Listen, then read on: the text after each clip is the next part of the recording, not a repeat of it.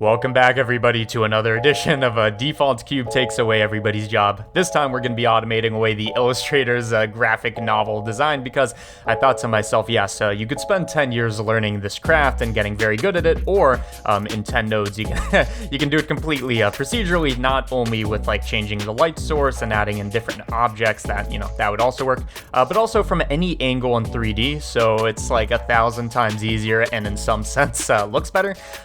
When I say this is procedural, of course, like all those things apply, but also we do have control over a couple things that I'm going to show you how to do. First of all, the resolution or the number of dots, we can pick that on the fly. So you could be like, oh, I want a very kind of like low res kind of image, or maybe a super high res one. And I feel like the Matrix graphic novel kind of looked like this one. Additionally, we also have lighting settings, like the minimum like light intensity and also the maximum. And also if you add in different light sources, it works, etc. So let me show you how to do this without further ado. Warning, it does have a bit of math, and if you don't like math, then you're probably not going to like this tutorial, but you can literally just copy the nodes that I'm doing and it will work, okay? I'm using version 2.92. I don't care what you're using. Moving on, let's start off by making a basic scene. So again, this is all going to be in material, procedural with nodes. The geometry, it really doesn't matter. It can really be anything, as long as we like light it correctly, right? Anyways, I'm just going to make a basic scene just for demonstration purposes, okay? So we have a sphere sitting on a plane, and we can add different objects later. Moving on to the shading workspace, how is it that I made this material? Well, first of all, one thing to know is that this is an Eevee material. There might be a weird workaround with cycles, but I don't know how to do it, and Eevee's faster anyway, so just use Eevee, which is enabled by default. Next, once you're in Eevee, we're going to create a new material, and we're going to call this graphic novelists beg for money from me, because we're taking away, this is really a big deal. Okay, moving on, we make our material. Next thing you want to do is I'm just going to take away all the environment lighting so that the only light source is this light, and we don't have any like ambient light or anything like that. And with the material, what we can now do is take our principled BSDF, right? So this is just applied to both objects, I believe. Let's see, we changed the color. No, it's only to the sphere. Make sure this is applied to both objects, okay? So it's affecting everything. We take this and we run it through a shader to RGB. Why do we do this? The reason we do this is basically the way you want to think about this is the BSDF is happening, all the light interactions, the shadows, the whatever the fuck, right? It's happening. Then we're baking it down to shader to RGB, which means now it's color data. And the reason this is useful is at this point we can actually just manipulate it and just kind of do different math to it, as you can see. So you can do addition, multiplication, really whatever you want. And this is an Eevee exclusive node is the point, okay? Okay, so now that we know that we can control kind of what this looks like after the BSDF, how do we control it in the way that makes circles? Good question. Well, the way I'm going to do this is using windowed coordinates, so it's kind of like dependent on the view angle, which you might think is not the best way you want it to wrap around the geometry, but it's not. Believe me, I thought about this a lot. This is the way you want to do it. So texture coordinates, we're going to use windowed coordinates, and this is just going to output the X and Y coordinates of where we are looking from the camera. So this is 0, 0 on the bottom left, and then we progress to 1 on the X, and then upwards we progress to 1 on the Y, okay? Nothing too complicated. We separate, actually no, we don't need to separate it by X, Y, Z. We can do it even faster. We take this, we run it through vector math. So right now we're just transforming these coordinates. So you can see we're like shifting them, or you can do whatever you want. I'm gonna set this to multiplication, and we're gonna see why in a second, but I'm gonna multiply it by a certain set of numbers that gives us, the resolution of our circles, okay? To do this, what I'm going to do is I'm going to do a combine X, Y, Z, just so we have control of this outside of the node, right? So now I can control X, Y, and Z without this. And again, I realize a lot of you aren't like node enthusiasts. I don't care. Just literally copy the nodes if you understand it even better, okay? I'm going to connect this to, let's say, the Y value. You could also do it on the X and then reverse what I'm about to do. But let's say we multiplied by 100. Well, what I'm trying to say here is I want 100 circles going vertically. So as we go up on the Y-axis, I should have 100 circles that we can shade with, okay? And equivalently, we want not 100 circles on the X-axis, because it wouldn't be the same on X and Y. This is a rectangular aspect ratio, right? Instead, what we do is we take this and we multiply it by, so I'm going to take the 100, if I can connect it, and I'm going to multiply it by our aspect ratio. In this case, 1920 divided by 1080 is 1.778. Again, if your frame is a square, it's 1 by 1, so it's going to be 100 by 100, but in our case, we need to do this tiny bit of a correction, okay? So in other words, when we have 100 circles here, we have 177.8, I guess, circles here, and we can adjust this on the fly, and it's adjusting according to a ratio. We take this, we send it through fraction, which what it is going to do is now make a bunch of cells, and each one of these cells is going to have a circle. That's the point. Why does it make cells, right? The reason this happens is originally we had our coordinate system going from 0 to 1 on x and y. We said multiply it by some arbitrary value respecting our aspect ratio. So now it's going to be, now it's going to be something like 100 by 177.8, whatever number it is, times the aspect ratio on x. We fraction, which means we round. So anything past the integer, we kind of chop off. We only care about the decimal. So 1.23 gets rounded to 0.23, etc. So point is, we kind of just round this a bunch of times. So instead of getting 1 or 0 to 177, we just get 0 to 1 177 times. Okay. I know I'm doing a horrible job at explaining this, but hopefully, you know, some neurons in your brain are like, oh yes, I can identify with what he's saying. Whatever. We have a bunch of cells. How do we convert these to circles? The way we convert these to circles is we take these now texture coordinates. Each cell has a 0 to 1 system. We take it and we compare it using distance. We compare it. And by the way, I'm intentionally leaving z as 0 because we just don't care about it. Doesn't matter. We are going to compare it, in other words, output the distance to the middle of the tile. So again, we have a bunch of tiles. Each one is 0 to 1 in this tiny square. We're comparing it to the midpoint, 0.5, 0.5, as you can see. And we're just outputting the distance, which is going to give us a radial gradient or map for each of these. Okay, so you can see how this is starting to come together. If we were to add some kind of like effector like math greater than or less than, we can say take our radial map and kind of make a cutoff. So make it, I guess maybe less than is an easier way to think about it. Make it white whenever the radial gradient is less than 0.37. So 0 is going to be in the middle, and then we go outwards until 0.37, and then there's a cutoff, right? So we have this idea. We have the shader to RGB idea, and can you guess, like a Dora the Explorer show, can you guess how these two pieces come together? How do we get Swiper?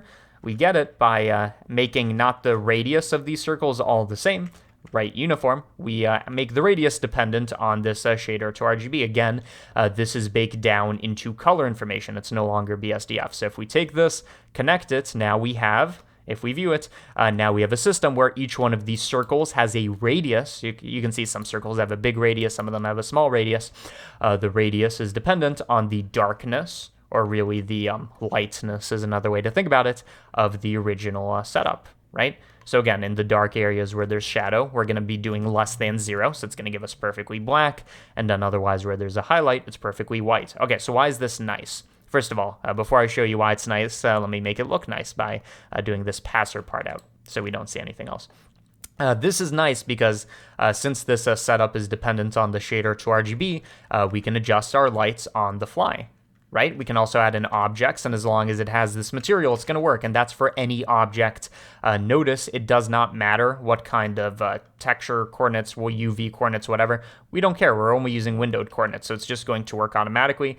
Shade smooth is always a nice thing to do anyways, though, right? So now we have a nice thing, and it works, but how do we control it? Okay. Well, we have a setup. Cool. One more thing I want to control before we pack this together. I know my brain just got scrambled, okay?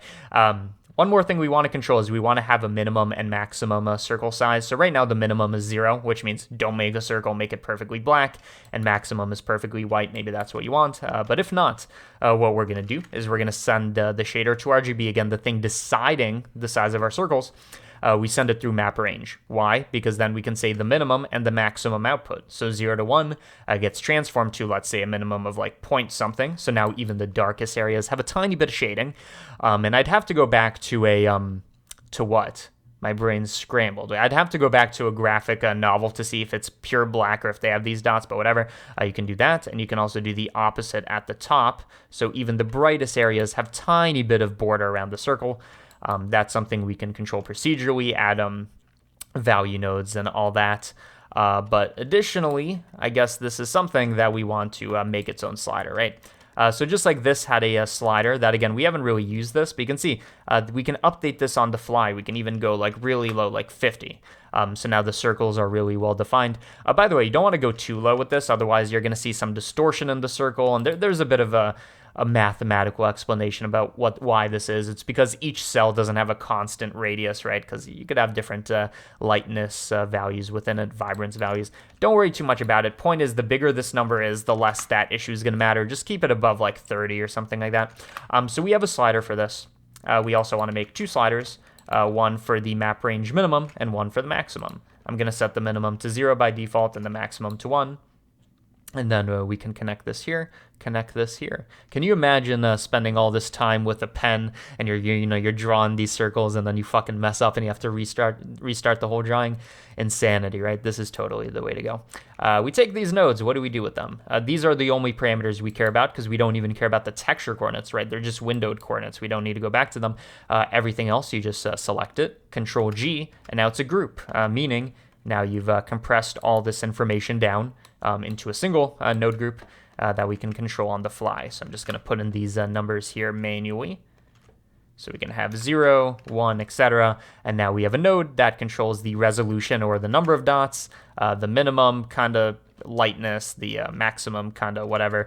And again, any object that you add, even one that doesn't have the material by default, like the cylinder, you just enable the material shade smooth. It's going to work, okay? One thing I do want to mention as well, you might be experiencing this in the tutorial, especially once it's a very large number here, is when you zoom out, you start seeing these weird pattern in the dots. I don't know why this is. Maybe the pixels are too small, so it has to do some kind of rounding approximation.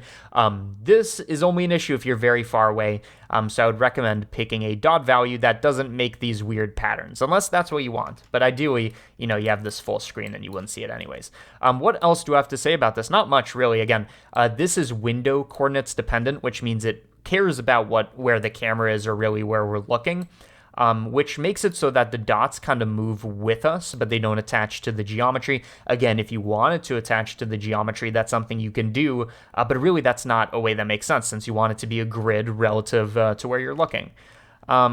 Other things to mention is you could do a bit more with this technically. Like before you do the map range, you could send this through, and this is something I was experimenting with, a power node, and this is just going to give us like different fall off. So power of 1 is the same as what we had before. It's as if it's not there. So before and after, there's no difference.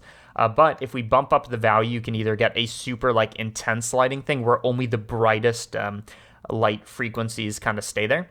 Or you could go the other way, so something like 0.2, close to 0, where only the darkest get shadow, right?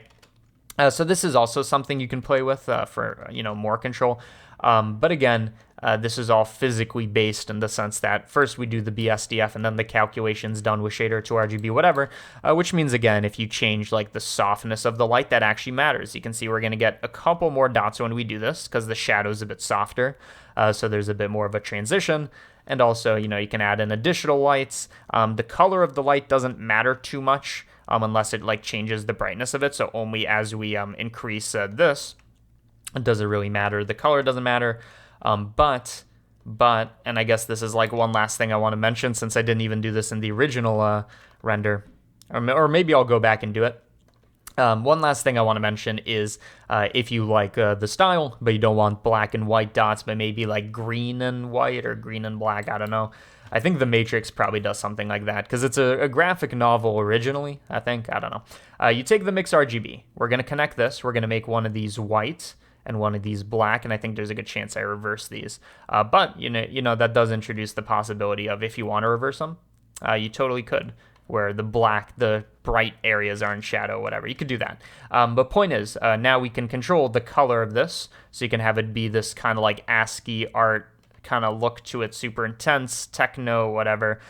You can control the colors of both of these, right? And it's going to be this kind of like one bit. It's either all this or all that kind of thing. There's no softness to it. Although you could add softness, but I wouldn't recommend it. So anyways, that's a tutorial. I'm sorry, illustrators that are now out of a job. Not really, but for real, this is a big deal because if you can animate stuff in 3D, right, you do like kind of stop motion type of animation with whatever model you do, you just slap on this material and automatically you're going to get the lighting kind of scenario that you want. So this works with rigs, deformation, it even works with a fluid simulation and stuff like that. So whatever, just a thing. So anyways, we have made it to the end of the tutorial. So what you are seeing right now is not just a list of groceries, no, it's a list of patrons. 605 some patrons that are actively supporting both the channels. Are they doing it out of the goodness of their heart? Maybe.